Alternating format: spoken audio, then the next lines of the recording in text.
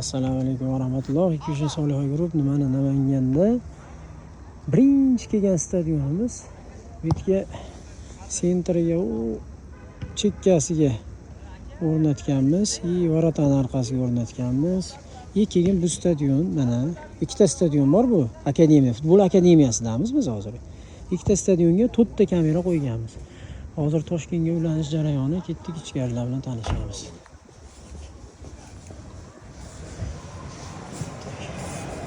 Mana hozir Toshkentga ular bo'ldik. Shu Toshkentdan ko'rib turishibdi. Mana 4 ta kamera. Ikkita kamera sun'iy stadionda, ikkita kamera tabiiy stadionda. Mana hozir mana bizni serverimiz, serverni shkafimiz. Bu o'zlariniki eski. Chiroyli qilib yopib qo'yamiz. Buni ichlarini ham chiroyli qilib qo'yamiz. Bog'lasa bu yerda ham ular bo'ldik.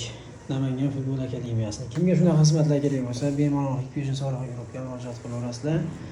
Sog' bo'linglar, salomat bo'linglar.